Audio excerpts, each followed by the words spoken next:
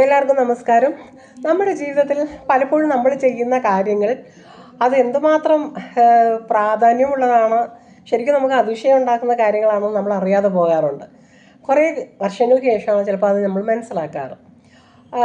ഞാൻ ഓഫീസിൽ ജോലിക്ക് പോകുന്ന സമയം തന്നെ രാത്രി ഉറക്കമൊഴിഞ്ഞ് എഴുതും. ഈ ശനി ഞായറാഴ്ചയൊക്കെ പല പല പുസ്തക പ്രകാശനങ്ങൾക്കും പരിപാടികൾക്കൊക്കെ പോവുക. അങ്ങനെ സർവീസിലിരിക്കുമ്പോൾ അതിന് 10-20 പുസ്തകം എഴുതാനായിട്ട് കഴിഞ്ഞു. അഭിനയിക്കാനുള്ള ആഗ്രഹം കാരണം അതും സർവീസിലിരിക്കുമ്പോൾ തന്നെ ഒരുപാട് ഷോർട്ട് ഫിലിംസും ആൽബംസും ഞാൻ നിർമ്മിച്ചിട്ടുണ്ട്.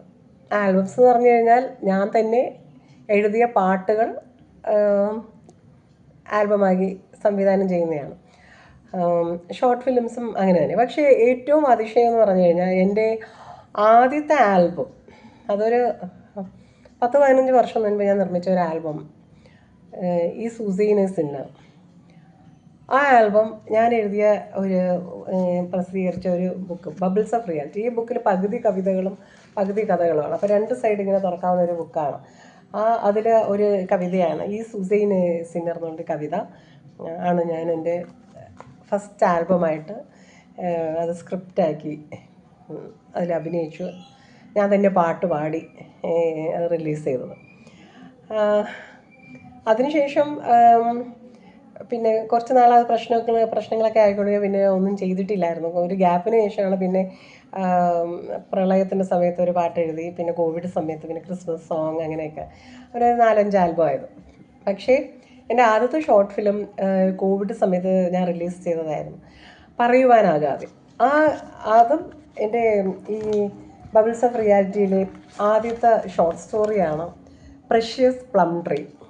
ഒരു പ്ലം റിക്ഷോ ഞാനും തമ്മിലുള്ളൊരു ബന്ധത്തെക്കുറിച്ച് അതിനെ ആസ്പദമാക്കിയിട്ടുള്ളൊരു ഷോർട്ട് ഫിലിമായിരുന്നു.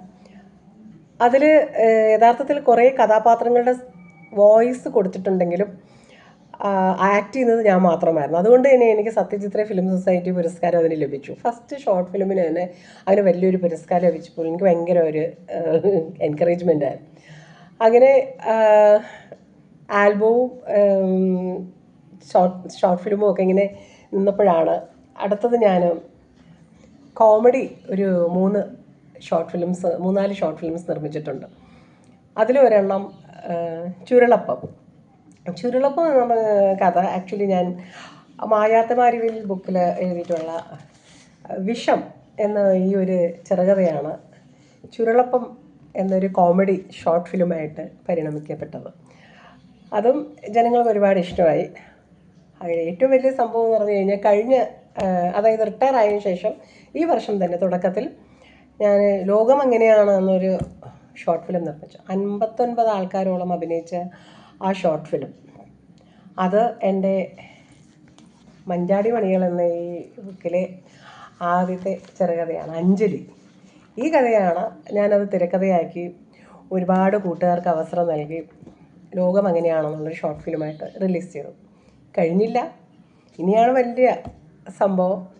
ഇനി റിലീസാവാൻ പോകുന്ന മണവാട്ടി കാത്തിരിക്കുന്നു വളരെ ഹൃദയസ്പർശിയായി ഒരു കുടുംബ ചിത്രമായി തീർന്നിരിക്കുന്നത് എൻ്റെ ഹെൽപ്സ് ഓഫ് ദ ഹെൽപ്ലെസ് എന്ന ഒരു പുസ്തകത്തിലെ ആദ്യത്തെ ഒരു ഇംഗ്ലീഷ് കവിതയാണ് ബ്രൈഡ്സ് വെയിറ്റിംഗ്, മണവാട്ടി കാത്തിരിക്കുന്നു. ഈ ഒരു കവിതയാണ് 40ഓളം പേര് അഭിനയിക്കുന്ന ഒരു ഷോർട്ട് ഫിലിമായിട്ട് തീർന്നിരിക്കുന്നത്. സത്യം ഒരുപാട് സന്തോഷം തോന്നുന്നില്ലേ? നമ്മൾ എഴുതുന്ന രചനകളൊക്കെ തന്നെ ആൽബംസും ഷോർട്ട് ഫിലിമും ഒക്കെ ആക്കി മാറ്റുമ്പോൾ വലിയ ആളൊന്നുമല്ല, ഈ കൊച്ചു കൊച്ചു ആൽബവും കൊച്ചു കൊച്ചു ഷോർട്ട് ഫിലിം തന്നെ നമ്മുടെ സ്വന്തം സൃഷ്ടി, കഥ, തിരക്കഥ, സംഭാഷണം, സംവിധാനം, അഭിനയം, ഇങ്ങനെ അതിന് കുറേ പേർക്ക് വോയിസ് ഡബ്ബിങ് കൊടുത്ത ഇതെല്ലാം ചെയ്യുമ്പോൾ എല്ലാം കൂടെ നോക്കുമ്പോൾ ഒരു വലിയ കാര്യം തന്നെയാണ് അല്ലേ? അങ്ങനെ ഒരുപാട് ത്രില്ലിലാണ് ഞാൻ. നിങ്ങളെല്ലാവരും കാണണം. വളരെ ടച്ചിങ് ഒരു ഫിലിമാണ് മണവാട്ടി കാത്തിരിക്കുന്നു. 20-ാം തീയതി റിലീസാവാൻ പോകുന്നത് Lenin theatres, Thampanoor bus stand railway സ്റ്റേഷൻ്റെ അടുത്ത് തന്നെയുള്ള തിയേറ്ററിൽ വെച്ച് 20-ാം തീയതി ഒരുപാട് പ്രമുഖർ പങ്കെടുത്ത് ഒരുപാട് സംവിധായകർ പങ്കെടുത്ത് ആശംസകൾ അർപ്പിക്കാൻ പോകുന്ന ഈ പരിപാടിക്ക് ശേഷം പ്രിവ്യൂ ഷോ മണവാട്ടി കാത്തിരിക്കുന്നു. അതിനുശേഷം നിങ്ങൾക്കൊക്കെ അത് യൂട്യൂബിൽ അപ്ലോഡ് ചെയ്യുന്നതായിരിക്കും. നിങ്ങളുടെ എല്ലാവരുടെയും സപ്പോർട്ടോടുകൂടി ഞാൻ മേലോട്ട് വരുമെന്നുള്ള പ്രതീക്ഷയോടുകൂടി നിങ്ങളുടെയൊക്കെ സ്വന്തം ജസന്ത മോറിസ്. Okay, by.